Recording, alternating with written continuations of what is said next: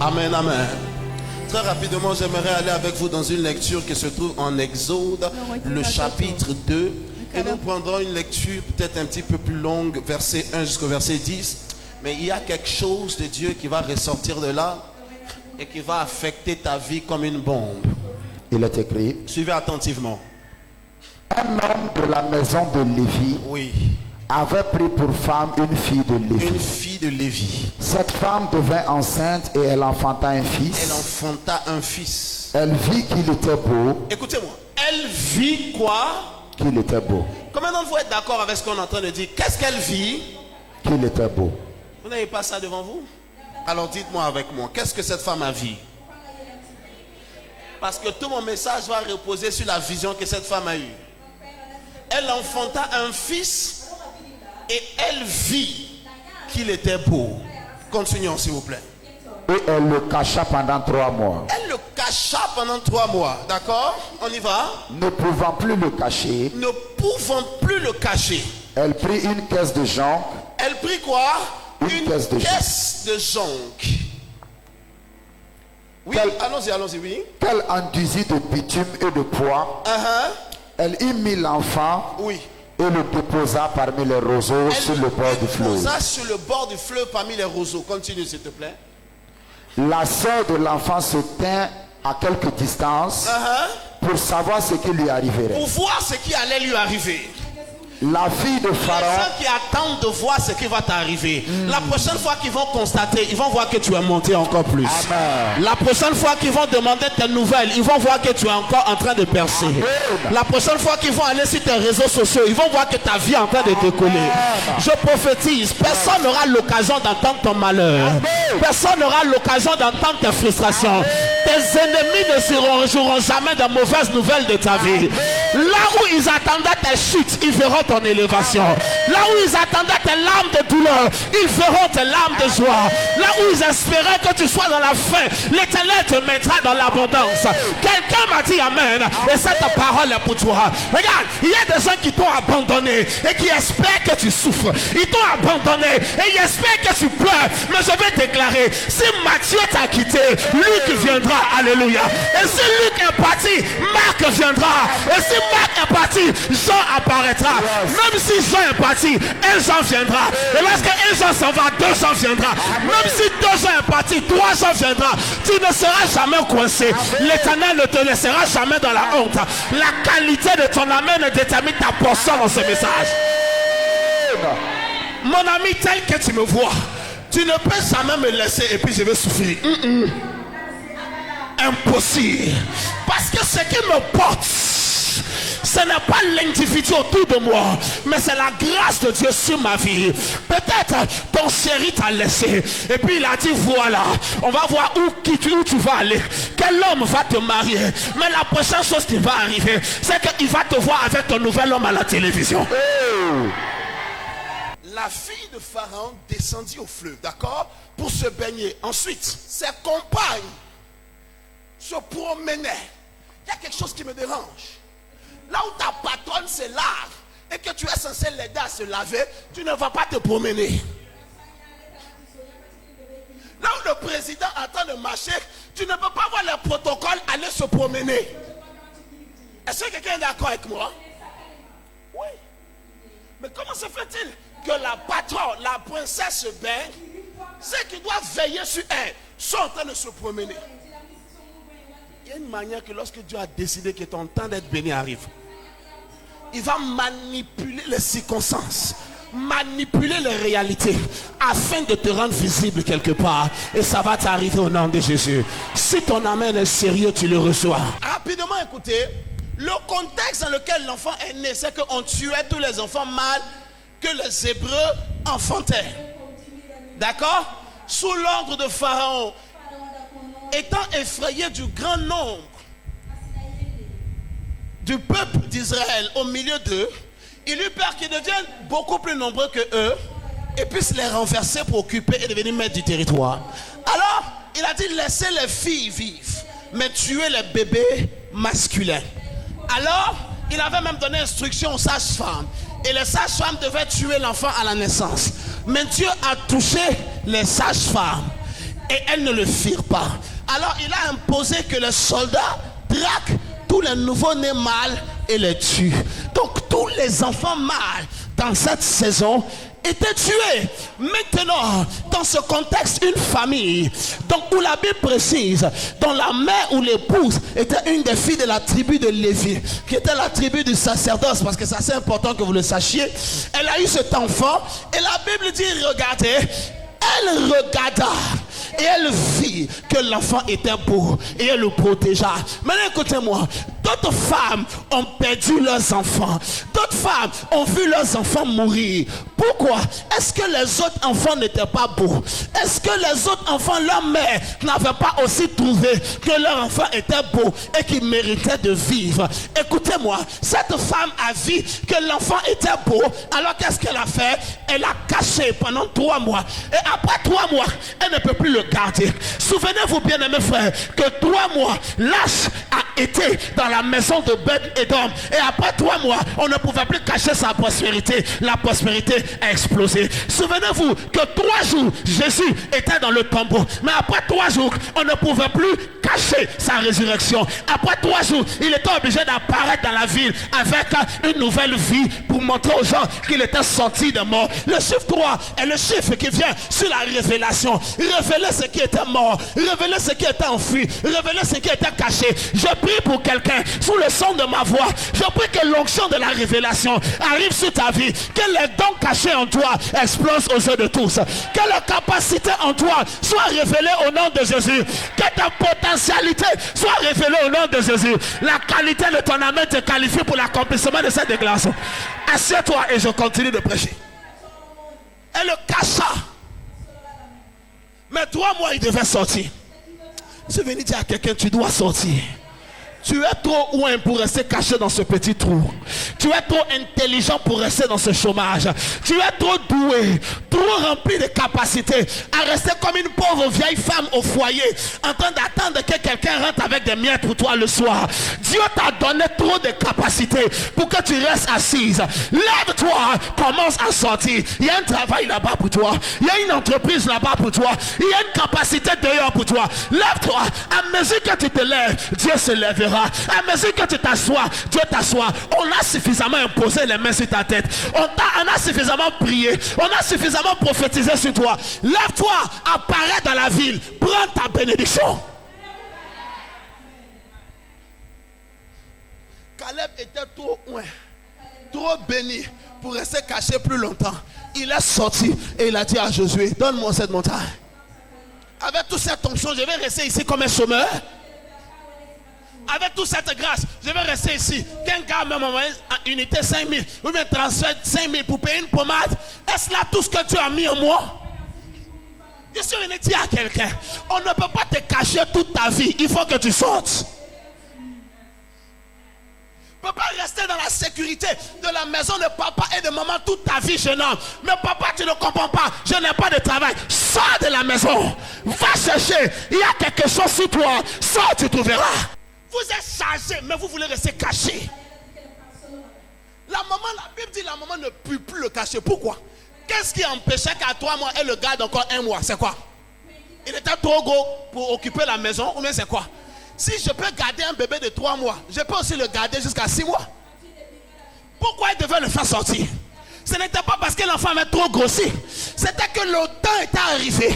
Le chef 3 doit manifester sa résurrection, sa révélation. Il faut que tu sortes. Tu es allé à l'école, tu es intelligent.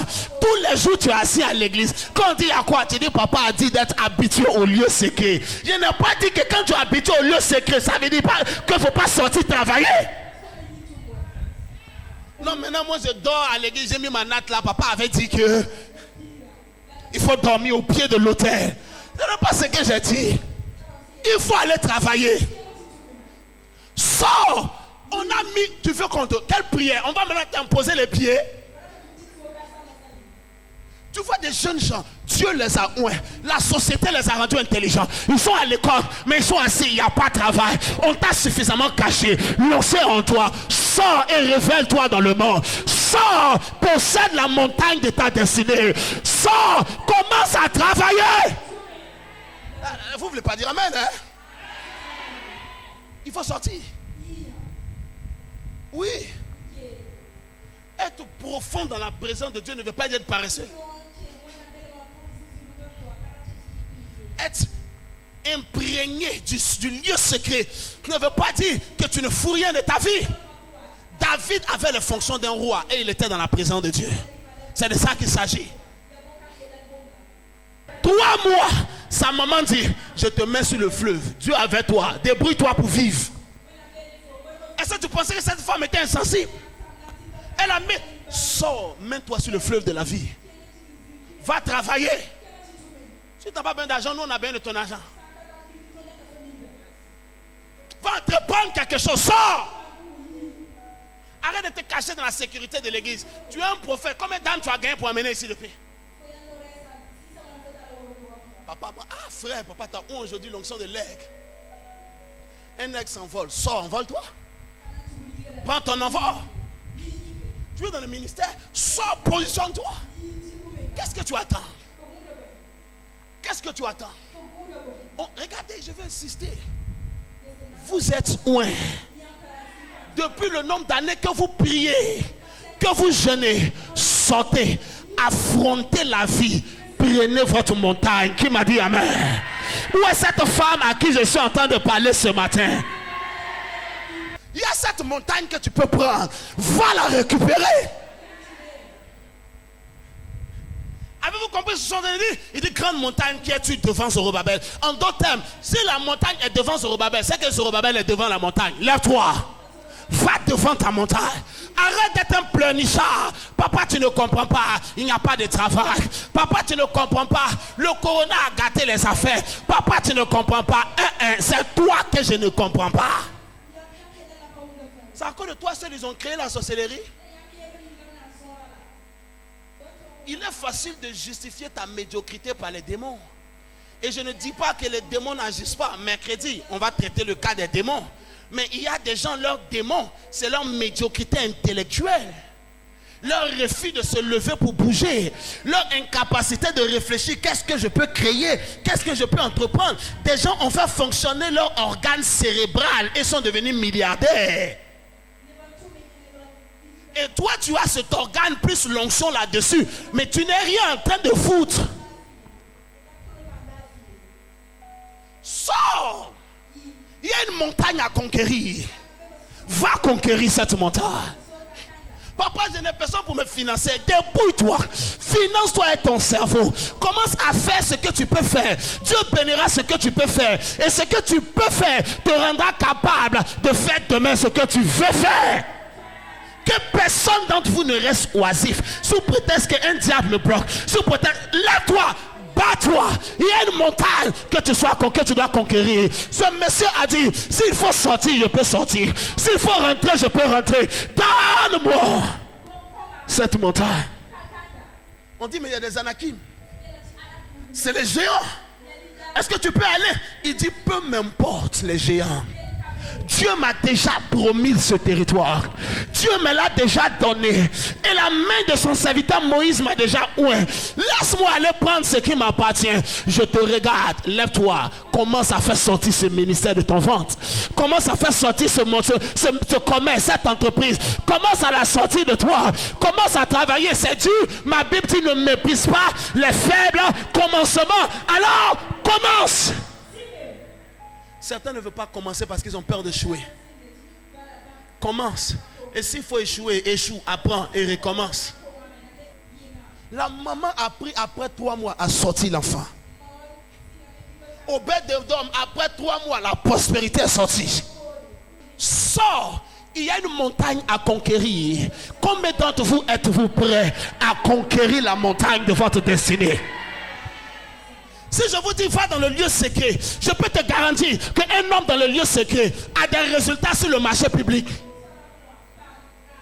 Ce qui me prouve qu'un homme allait dans le lieu secret, c'est le résultat qu'il commence à générer dans les lieux publics. Sors. Tu es si brillante. Est-ce que ton intelligence est seulement pour manipuler les garçons? Afin de prendre ici, faire ici, prendre ici, pour arrondir tes fins du mois? Est-ce là tout ce que ton cerveau a été capable de te permettre de faire sur la terre des hommes? On t'a imposé la main. On va encore imposer la main tout à l'heure. Sors. La Bible dit le paresseux est dans sa chambre et il dit il y a des lions dehors. Mon ami, il y a des lions dehors. N'as-tu pas compris que le lion de la tribu de Juda est en toi? As-tu oublié comment est-ce que Samson a saisi la gueule du lion et l'a déchiré en deux? As-tu oublié comment est-ce que ce temps qu'on appelait Daniel dans la fosse au lion a été en mesure en 24 heures d'apprivoiser les lions par la puissance de l'esprit? Tu as la grâce en toi. Sors, deviens millionnaire. Sors, commence à posséder la richesse. Tu veux la grâce est là et elle sera encore amplifiée. Sors, change ton foyer. Si je passe mon temps enfermé à prier comme je le fais, mais que je ne sors pas pour travailler, je ne sors pas pour conceptualiser, je ne serai pas en mesure de réussir, ni de prendre soin de ma famille. Quand j'ai fini de prier, comme j'ai prié cette nuit, je m'assois et je fais travailler le cerveau que Dieu m'a donné pour conceptualiser un message que même si un professeur d'université m'écoute ou un le plus analphabète, chacun peut retrouver le sujet d'être édifié. Le territoire est vaste devant toi. Va te positionner. Tu t'es beaucoup amusé. Commence à faire quelque chose de ta vie avec Dieu. Papa, tu n'as pas compris. Nous, on est déjà à la retraite.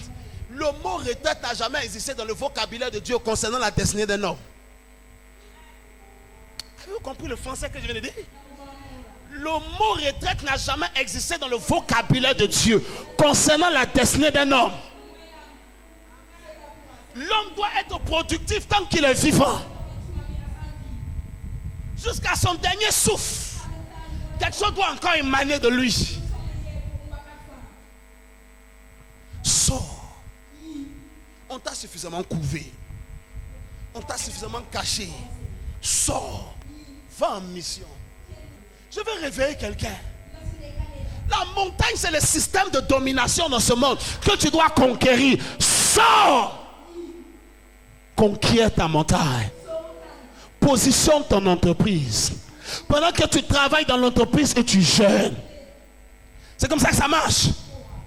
Pendant que tu fais cogiter ton cerveau pour fournir de nouveaux services aux gens, tu le fais et tu es en train de gêner, et tu es en train de prier, tu es en train de rassembler les outils pour posséder la montagne et pour devenir témoin dans ta génération. Je lève ma main à partir d'aujourd'hui. Là-bas, sur le lieu public, ton nom sera distingué. Au nombre de ceux qui sont en train de faire de l'impact, es-tu en Afrique, es-tu en Europe, es-tu aux États-Unis, ça n'a aucun intérêt. Tant que tu te lèves avec ce qui est sur toi, tu vas posséder ta montagne au nom de Jésus. Quelqu'un dit avec moi, je possède cette montagne. Prends ce territoire. Il y a la place pour toi au Burkina Faso. Il y a la place pour toi en Côte d'Ivoire.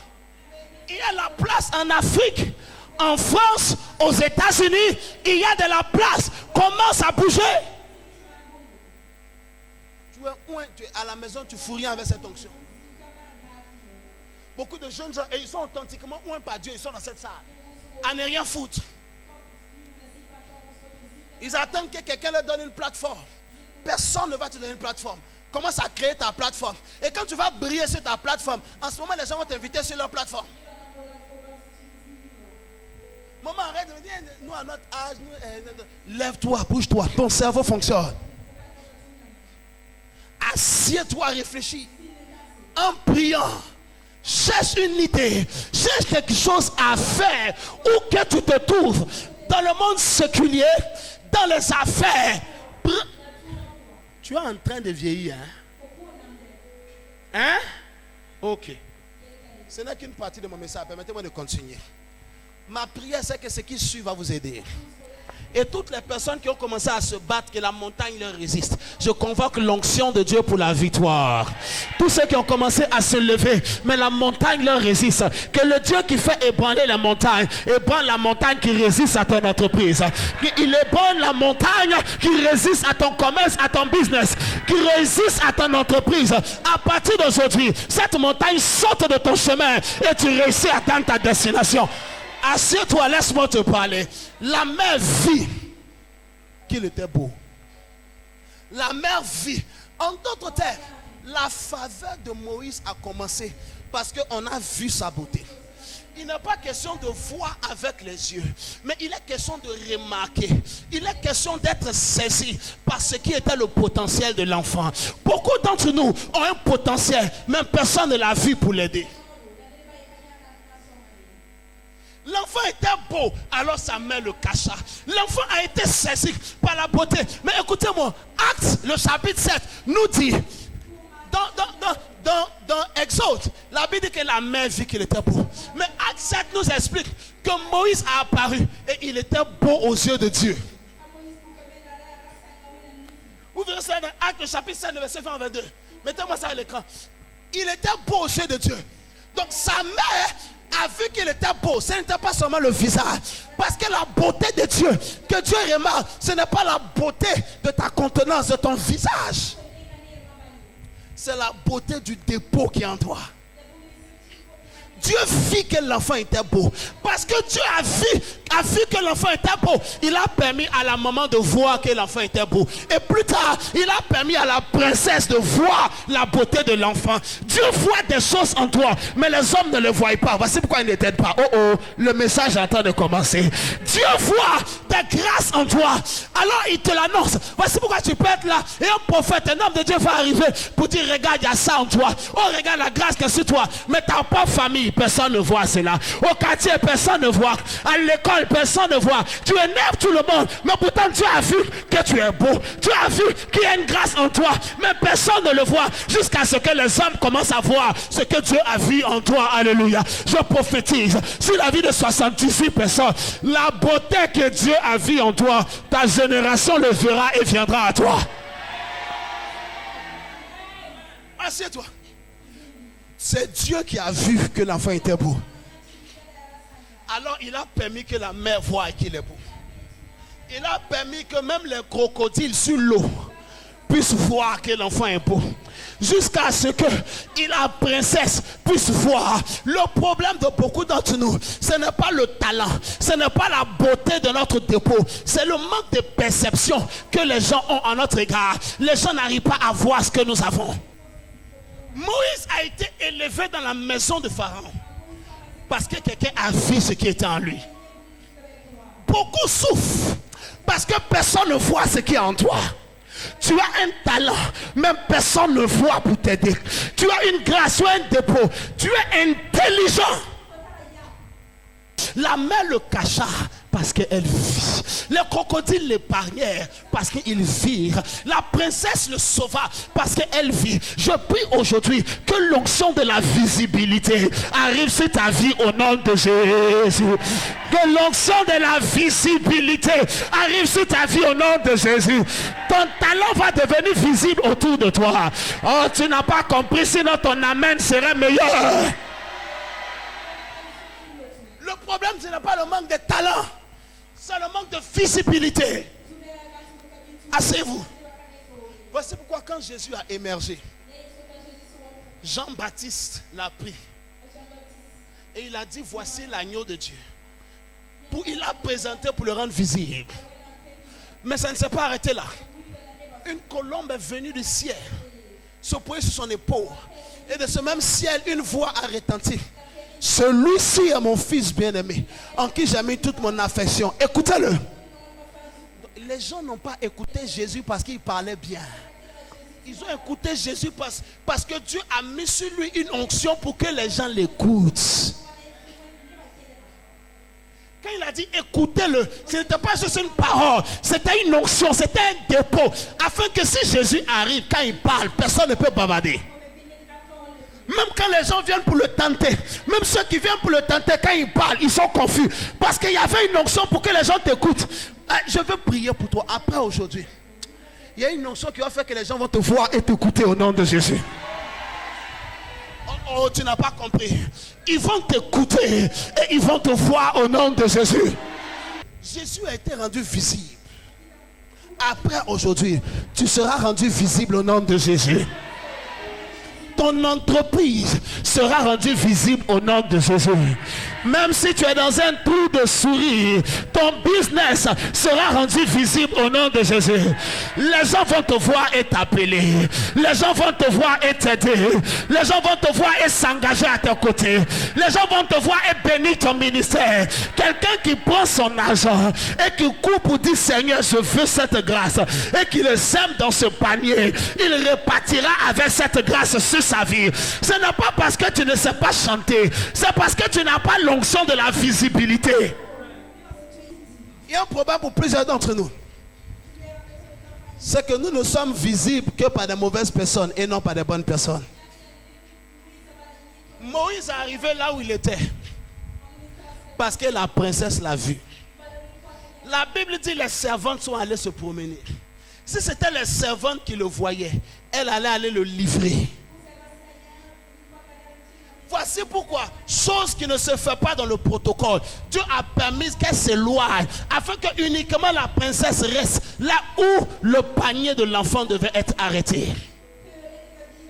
Si c'était une servante qui l'avait vu, elle l'aurait pris sans même informer la princesse et allait le livrer à la mort. Dieu a éloigné la mauvaise personne et a permis que la bonne personne le voie. Oh, je fais cette prière pour toi. Que Dieu t'éloigne de la vue de mauvaise personne et te révèle aux bonnes personnes à partir d'aujourd'hui. Je dis que Dieu t'éloigne de la vie de mauvaise personne et te révèle aux bonnes personnes. Que l'Éternel t'éloigne de la vie de ceux qui vont te critiquer pour te révéler à la vie de ceux qui vont t'élever. Que Dieu t'éloigne de la vie de ceux qui vont te rabaisser pour te révéler à la vie de ceux qui vont te positionner.